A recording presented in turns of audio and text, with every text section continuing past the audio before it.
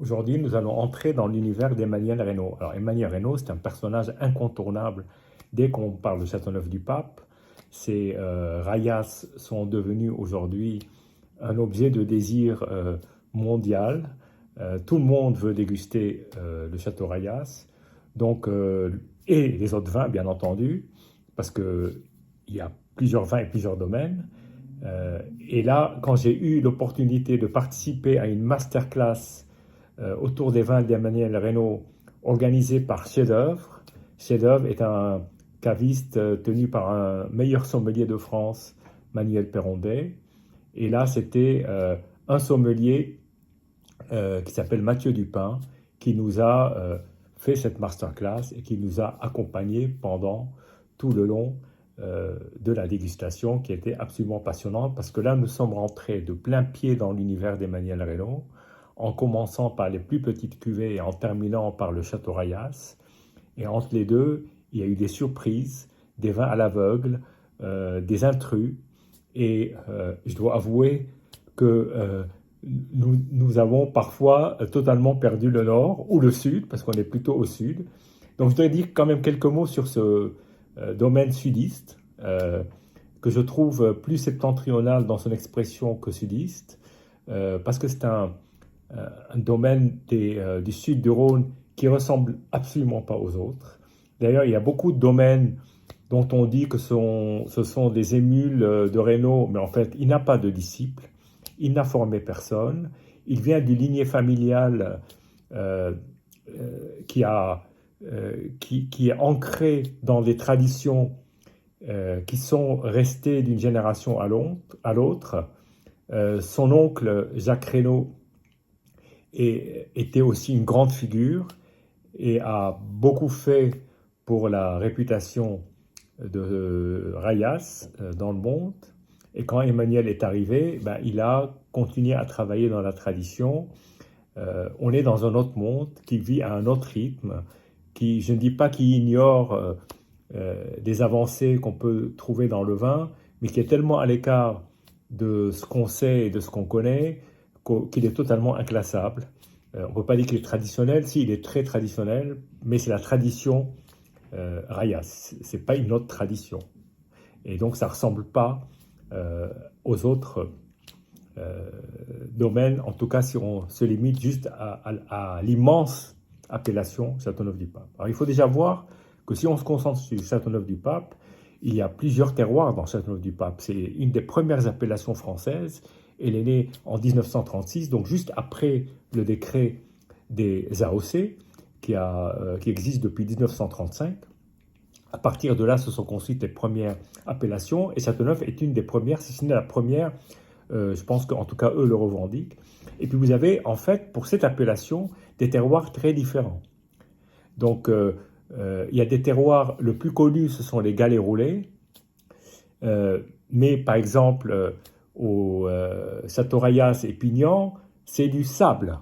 Donc c'est pas tout à fait la même expression. Maintenant, si vous prenez un domaine qui est sur des terroirs sablonneux et pas très loin des vignes de Château Rayas, et vous goûtez l'un à côté de l'autre, ce qui m'est encore jamais arrivé, je vous parie que ce seront des vins très différents parce que la culture, la viticulture, alors le sol peut être proche, l'exposition, ça dépend, parce que rien que sur Ayas, il y a 3 parcelles qui sont ensuite assemblées avec des expositions différentes et avec des expressions différentes. Donc c'est déjà un assemblage de 3 terroirs. Et ensuite, il y a beaucoup de bois, beaucoup de forêts autour des vignes. Je ne dis pas qu'il n'y en a pas ailleurs, mais il y a une certaine abondance, je dirais, de nature qui n'est pas cultivée en vigne, mais qui est cultivée en autre chose, en arbres. Et donc, cet environnement est quand même unique. Donc, il y a le soin des vignes qui est vraiment particulier. Il y a les vendanges qui se déroulent pas tout à fait comme ailleurs. Par exemple, pour citer un millésime 2017 que nous avons d'ailleurs dégusté, la vendange a eu lieu en novembre. Novembre. Donc, vous imaginez, on est dans le sud de la France, il peut faire très chaud. Attendre novembre est quand même une gageure. Donc, euh, c'est des vins qui en fait mûrissent beaucoup plus lentement que les autres et qui sont moins, je dirais, sous le stress de la date de vendange. On dirait presque, on est dans une configuration presque de sauterne, où on attend la botrytisation et ensuite on prend son temps pour vendanger par vendange successive en fonction des raisins. Et les raisins, effectivement, se vendangent par maturité successive. Et Emmanuel Reynaud a l'habitude de dire que le raisin doit être délicieux au moment de la vendange. C'est-à-dire que quand on croque dedans, il doit être extrêmement savoureux. Et cette saveur qui va donner le bon vin. Et quoi qu'il arrive, si le vin n'est pas bon, le raisin, si le raisin n'est pas bon, le vin risque de ne pas être bon, ou alors il va être manipulé avec des produits, ce qui est malheureusement dommage et qui est absolument pas du tout la pratique chez Emmanuel Reynaud, où évidemment il y a très peu d'intervention. Il a des fûts qui datent de son grand-père, donc vous imaginez, les fûts sont pas neufs. Il y a un élevage en bois, mais l'élevage en bois se fait dans des fûts très vieux. Il y en a qui sont de différentes générations, mais imaginez qu'il y a quand même une portion des fûts qui est extrêmement vieille et dans lequel passent des vins qui sont considérés parmi les plus grands vins du monde. Donc ça vous laisse imaginer toute la science, j'ai envie de dire, mais science au sens science savoir-faire et pas forcément au sens apprentissage scolaire et universitaire. Et en tout cas, on est loin de l'œnologie traditionnelle, et même si je pense que Emmanuel Reynaud doit mesurer tout ce qu'il fait, parce que c'est quelqu'un d'un perfectionnisme assez rare, mais l'œnologie qu'on apprend dans les universités n'a pas trop droit de regard dans ces établissements. Alors j'ai dit ces établissements parce qu'il y a en fait le château Rayas, et puis il y a le château des Tours. Alors le château Rayas est au cœur de Châteauneuf-du-Pape, le château des Tours est au cœur de l'appellation Vaqueras, à Sarian. Donc le château Rayas est à Rayas, donc Rayas-Pignan et Lieu-dit, et le château des Tours est à Sarian. Et là, effectivement, si on regarde tout ce que produit Emmanuel Reynaud, cela fait une assez grande gamme de vins. Pour partir du plus modeste, si je puis dire, ce sont les domaines des Tours, qui sont en fait, il y en a plusieurs en fonction des cépages. Les cépages cultivés sur le sud, c'est évidemment beaucoup de Grenache, mais aussi de la Syrah, du Merlot, de la Counoise et d'autres cépages moins connus. En revanche, sur la partie Châteauneuf, donc là où est Rayas, Pignan, Fonsalette, là on est 100% Grenache noir. Alors, si on revient à Châteauneuf, vous savez, on dit les 13 cépages, mais en fait, je crois qu'il y en a 18, si on compte les rouges et les blancs. Et dans le rouge, on peut mettre jusqu'à 18. Et je pense qu'il y a une cuvée dont j'ai oublié le nom, qui est sortie il n'y a pas très longtemps, qui assemble les 18 cépages. Et puis il y a un château qui est assez connu, qui lui assemble annuellement les 13 cépages. Et donc c'est normalement, dans Châteauneuf, on a cette diversité à la fois de terroirs, mais aussi on a des diversités de cépages. Et rien ne vous interdit de faire un monocépage 100% Syrah sous l'appellation Châteauneuf, ou un 100% Cinsault sous l'appellation Châteauneuf. Vous voyez bien que ça n'a pas grand-chose à voir avec un Grenache 100%, ou un assemblage de 2 ou 3 cépages. Et Mourvèdre, pareil, vous pouvez faire 100%. Rien ne vous interdit. Cette appellation est en fait très souple. Elle est simplement délimitée très strictement. C'est une grande surface, très grande surface, la plus grande appellation contrôlée hors des appellations villages classiques comme Bourgogne ou Bordeaux. Et donc, hors des appellations régionales. Donc c'est vraiment un cas à part, et Rayas est un cas à part dans ce cas à part. Voilà. Alors nous avons dégusté plein de belles choses. Nous avons commencé par des blancs, et à l'aveugle, 2 blancs, et en fait c'était des blancs passionnants. Les cépages pour l'un étaient de la clairette, 100%. Donc ça c'est le domaine des Tours, en blanc, en clairette, qui est assez particulier, parce que la clairette, c'est quand même pas courant qu'on la trouve toute seule, sans non assemblée. Et puis un autre blanc, qui alors c'est assez étonnant, on s'est dit, tiens, il y a quand même beaucoup de points en commun entre les deux vins, ça se trouve c'est aussi un clairette d'un autre domaine. Eh ben non, c'était un Coteau d'Aix, Château Révelette, qui contient du chardonnay, de la roussanne et du sauvignon. Alors là, on est aux antipodes. Et pourtant, il y avait quand même pas mal de choses en commun. Ensuite, nous avons commencé par les rouges. Et là, nous avons eu une autre dégustation à l'aveugle. Sans doute le vin qui m'a plu le moins.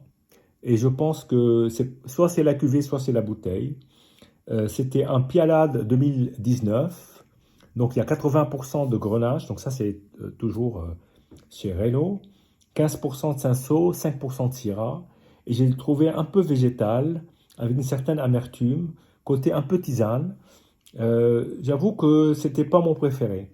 Et en même temps, à l'aveugle, on avait un autre vin que, par contre, j'ai beaucoup aimé. Je pensais que c'était le Reynaud. Et là, en l'occurrence, c'était un Marsanais de Sylvain Pataille, 2019, je crois aussi. Et là, c'était étonnant de voir qu'en fait, avec des expressions qui peuvent se rapprocher, on est sur 2 terroirs différents et 2 cépages complètement différents. Ensuite, nous avons eu une autre dégustation à l'aveugle, en face à face, et là, c'était absolument passionnant. Nous avons constaté 2 vins qui avaient une certaine maturité, donc il y avait un certain âge. Et là, nous avons eu un Marcoux 2015 à l'aveugle, qui est un Châteauneuf du Pape, et le Château des Tours 2014. Alors, il n'est pas étiqueté en Vaqueras, il a été déclassé. Sur la bouteille, il a marqué Grande Réserve, c'est comme ça qu'on le reconnaît. Il a 80% de Grenache et 20% de Syrah, et les 2 vins étaient absolument sublimes, dans un profil qui pourrait presque être comparable. C'était assez étonnant. En tout cas, j'ai beaucoup aimé. Ensuite, nous sommes passés à un Fonsalette 2011. Donc là, vous voyez, on recule avec le temps. Et Château de Fonsalette, là, on avait Grenache, Cinsault et Syrah. 50% Grenache, 35% Cinsault et 15% Syrah, qui était absolument top. Des raisins très mûrs, on sent la maturité, on sent la substance, on sent la matière, et c'était absolument magnifique. Et pour finir, nous avons eu un face-à-face Pignan et Rayas, assez vieux. Je n'ai pas noté les millésimes ici, mais je vous les indiquerai dans les commentaires. Alors, il fallait, donc c'était à l'aveugle cette fois-ci, il fallait deviner lequel était le Pignan, lequel était le Rayas. Donc tout est possible, on a une chance sur 2. On peut se dire que c'est un double piège, c'est-à-dire qu'on imagine qu'il va mettre le Rayas d'abord, et donc on va dire le Rayas d'abord puis le Pignan. Donc vous voyez, ça nous fait travailler. Et finalement, c'était bien le Pignan qui était en premier et le Rayas en deuxième. J'ai adoré les 2 vins. J'avais du mal à les partager, mais j'avoue que j'ai trouvé un côté très Chambol dans le Rayas, et comme je suis très attaché à cette appellation, parce que j'adore les vins de Chambol, ça me faisait penser à des Chambols amoureuses, et c'est absolument grandiose. Alors je me suis dit que j'allais peut-être pas m'arrêter là aujourd'hui, donc je reçois des amis à dîner, et j'ai eu envie, le seul fait d'en parler, de goûter du Reynaud. Et donc, j'ai ouvert une bouteille de Domaine des Tours 2015, donc en 20 pays du Vaucluse. Là, effectivement, il y a pas mal de cépages. Il y a au moins du Grenache, Merlot, Syrah, Counoise, et peut-être 1 ou 2 autres cépages, très minoritaires. Mais en tout cas, les 3 plus importants, ce sont les 3 premiers que j'ai cités. Alors, Le merlot dans ces contrées, ça peut paraître curieux quand même, on est dans le Rhône Sud. La Syrah, on se dit c'est dans le Rhône, mais le Rhône Nord et le Rhône Sud sont deux univers complètement différents. Mais là, c'est quand même la patte d'Emmanuel Reynaud. 2015, une année très ensoleillée. Alors, Emmanuel Reynaud a l'habitude de dire que ces vins changent une fois ouverts sur 24 heures, sur 48 heures. Même la couleur change, ce qui est rare. Et je ne l'ai encore jamais expérimenté. Là, j'ai ouvert la bouteille il y a 6 heures. Et donc, je vais voir ce que ça donne. Voilà. Alors, je pense qu'aussi que la couleur va peut-être pas évoluer ce soir, mais regardez, la couleur est quand même assez claire, on voit à travers, vous voyez. C'est une très belle couleur. Euh, il y a toujours un côté très légèrement tuilé dans les robes d'Emmanuel Reynaud, à savoir que si c'était un Bordeaux, on dirait oula, on est mal. On va se retrouver avec un vin qui est très évolué sur la noix, le pruneau, bon, bref, un peu foutu. Mais là, prenons conscience qu'en fait, d'abord, les raisins sont très mûrs, les vinifications sont très douces, très très douces. Il y a des grappes entières, mais on ne peut pas dire que c'est vendangé en grappes entières, comme on l'entend. Mais les grappes entières rentrent dans le processus de vinification, jouent le rôle. Il y a du remontage, mais il n'est pas fait de la même façon qu'ailleurs. D'ailleurs, je vous invite à regarder en vidéo sur YouTube la vidéo de l'Hôtel du Vin qui est passionnante, qui se passe justement en 2017. Et comme ça, vous comprendrez beaucoup plus la philosophie d'Emmanuel Reynaud, que j'essaie en tout cas de vous faire partager aujourd'hui en peu de temps. Bien, ben écoutez, que dire d'autre à part déguster, et j'espère que, euh, que les invités vont apprécier cette cuvée. Voilà, c'est très particulier. Les vins d'Emmanuel Reynaud, c'est un monde à part. Je ne dis pas qu'on aime ou on n'aime pas, ce serait une formule trop facile, mais il faut rentrer dans ce monde pour le comprendre. Et voilà, donc moi je replonge aujourd'hui dans une bouteille dont je ne sais pas comment elle se porte.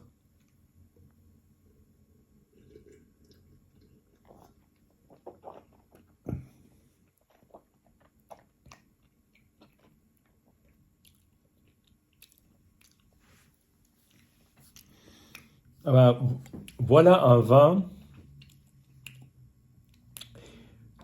vin grandiose. Je ne le dis pas parce que c'est Emmanuel Reynaud, je le dis pas, je l'aurais sans doute dit étiquette cachée. J'ai eu une expérience dans un restaurant, d'ailleurs ça a fait l'objet d'une vidéo, vous pouvez essayer de la trouver sur un pignon qui était de 2009. Nous étions avec des amis, c'était l'anniversaire d'un très bon ami à moi, et nous avons été littéralement scotchés. Et là, je dois dire qu'on est dans la même veine, c'est d'une amplitude, c'est d'un impact au moment de la dégustation qui est absolument colossal. Et avec ces vins, j'ai presque pas envie d'analyser toutes les sensations que j'ai en bouche parce que c'est toute la vie du vin, de l'attaque jusqu'à la fin en bouche, qui me donne une sensation qui est absolument extraordinaire. Extraordinaire. C'est un vin, moi, qui me porte, qui me fait rêver et qui me donne envie, alors je dirais, d'avoir ce vin tout le temps à table. C'est impossible vu la production, mais bon. Donc voilà, je vais le redéguster maintenant et essayer d'être un peu plus attentif aux différents aspects de ce que je ressens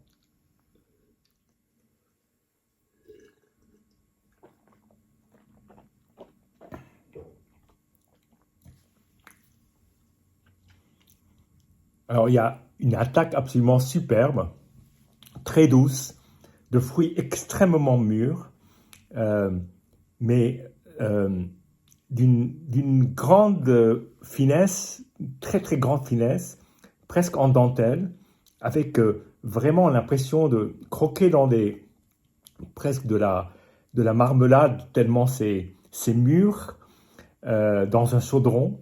Et puis il y a ce développement en bouche où on ressent comme un mince filet fumé cendré, qui fait penser presque à de la cendre. Et c'est absolument somptueux, une fin majestueuse. En tout cas, c'est un plaisir et un régal, parce que c'est très très très bon, on ne peut pas dire autrement, c'est très bon, mais quel développement en bouche et quel final. Enfin, c'est absolument fabuleux, et on est sur un Côte-du-Rhône. Voilà.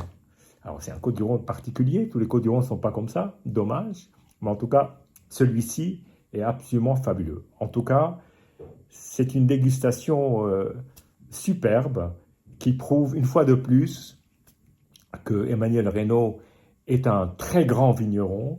Il mérite tout ce qu'on dit de lui, parce qu'il travaille d'une manière qui est très personnelle, mais qui est absolument fantastique. Et en tout cas, je me suis absolument régalé, et je pense et j'espère surtout que ce soir, nous allons continuer à nous régaler avec ce vin. Voilà, santé et à bientôt.